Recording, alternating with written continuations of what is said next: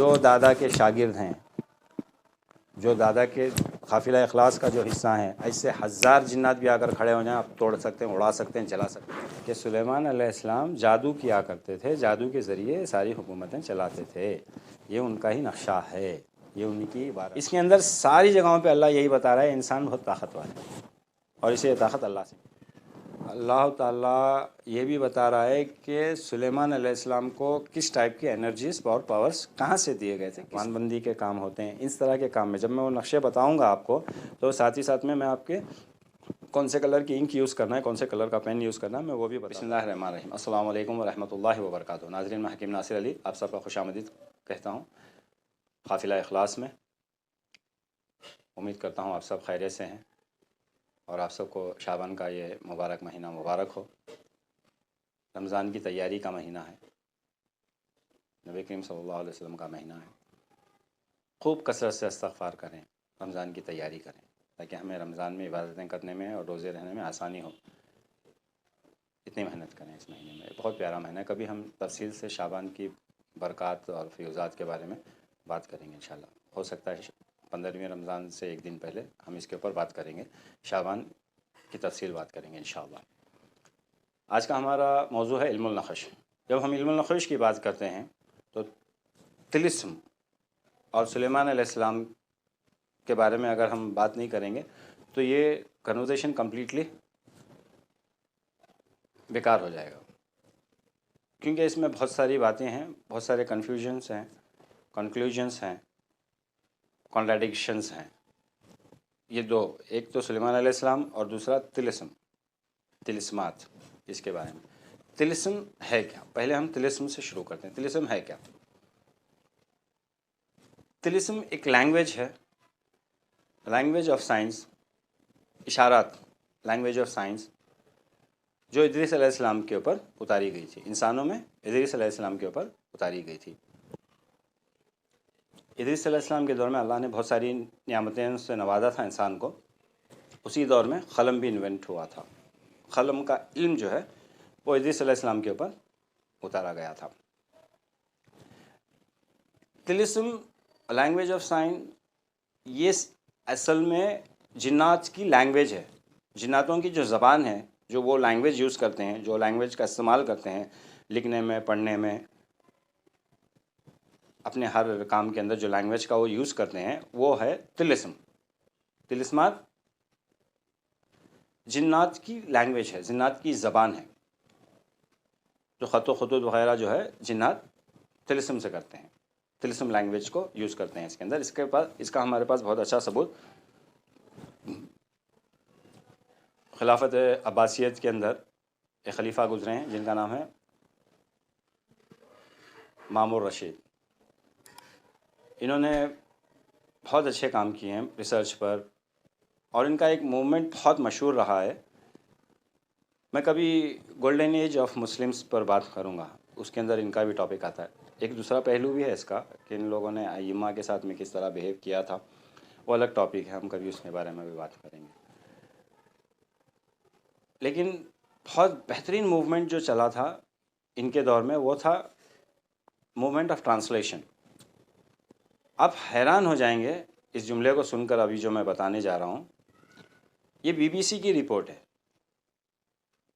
मामूर रशीद के दौर में उनके जो दरबार के अंदर 70 ट्रांसलेटर्स कभी भी मौजूद रहते थे, जो मुख्तलिफ़ ज़बानों को अरबी में ट्रांसलेट किया करते थे।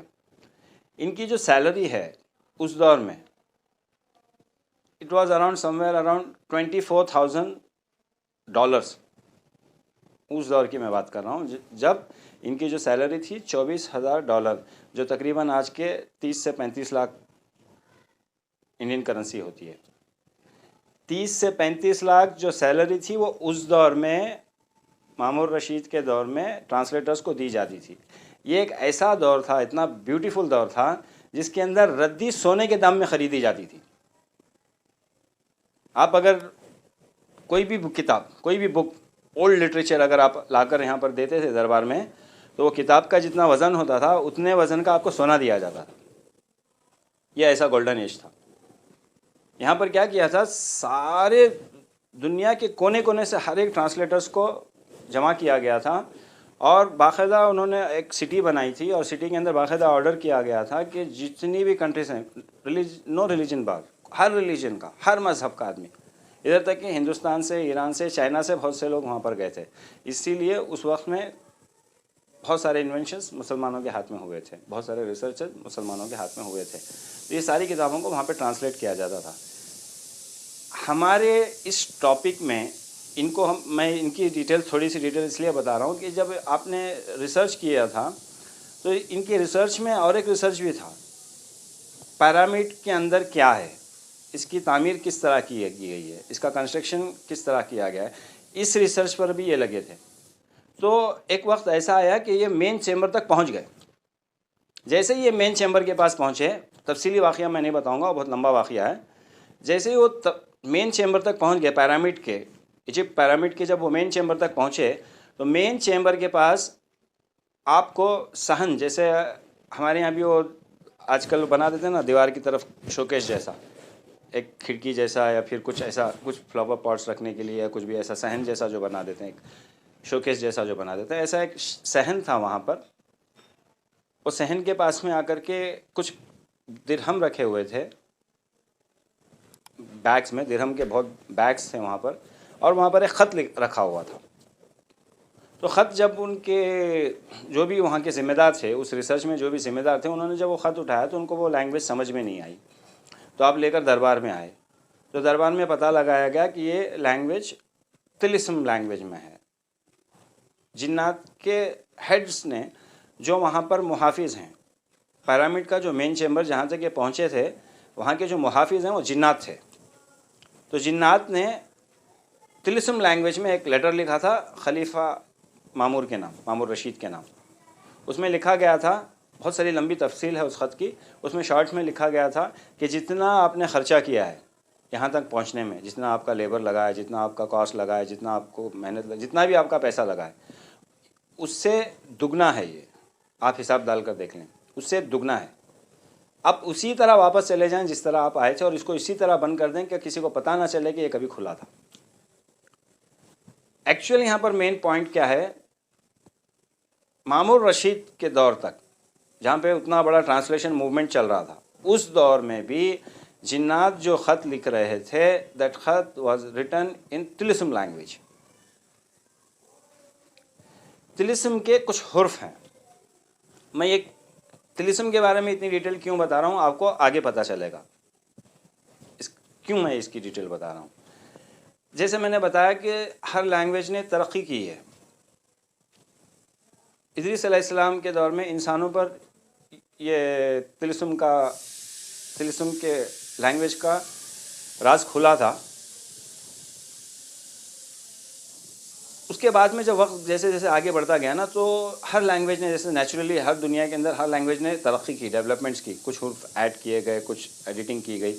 इसी तरह इस लैंग्वेज में भी बहुत सारी एडिटिंग हुई है, बहुत सारे हुर्फ भी इसमें ऐड हुए हैं।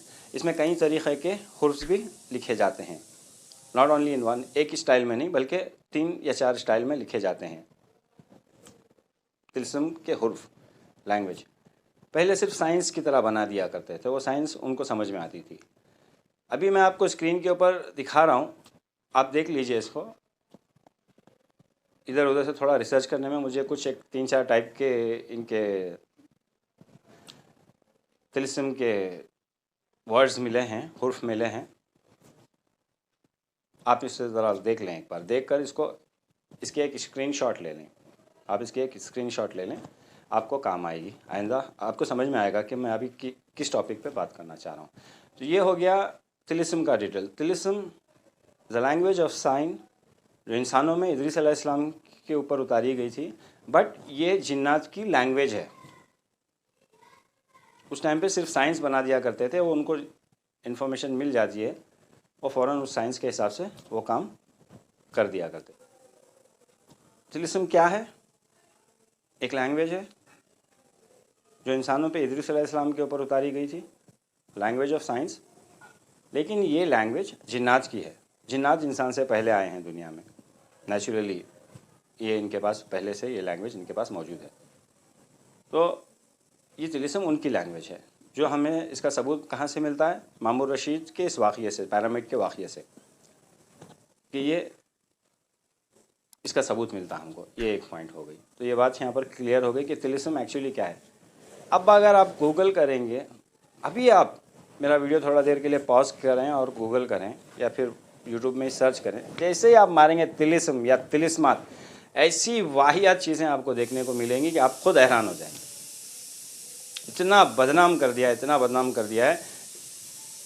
देखिए, ये एक कॉन्सेप्ट हमारे दिमाग में बिठा दिया गया। मैं इसके बारे में लास्ट में बात करूँगा कि एक्चुअली ये प्रॉब्लम क्या हुआ। तिलिस्म कहते ही आज आदमी कंफ्यूज है, एग्जैक्टली पता नहीं उनको तिलिस्म क्या है। तिलिस्म का मतलब है तिलिस्माती दुनिया, तिलिस्माती अंगूठी, तिलिस्माती तावीज़, तिलिस्माती वजीफ़ा। उतना हाइप कर दिया है, पूरी चीज़ को ही बदली कर दिया है, कॉन्सेप्ट को ही तबाह कर दिया है। तिलिस्म के हुर्फ को एक्चुअली इनकी जिन्नात की लैंग्वेज होने की वजह से इसको ज़्यादातर आकर के नेगेटिव काम करने के लिए इन चीज़ों को यूज़ किया जाता है, लैंग्वेज ऑफ साइंस को। इसीलिए क्या करती है, इसको आते आते आते मैं बताऊंगा आगे कि ये कौन से पीरियड से ये इतना ख़तरनाक हो गया और इतना कचरा हो गया है। तो ये है तिलिस्म की डिटेल।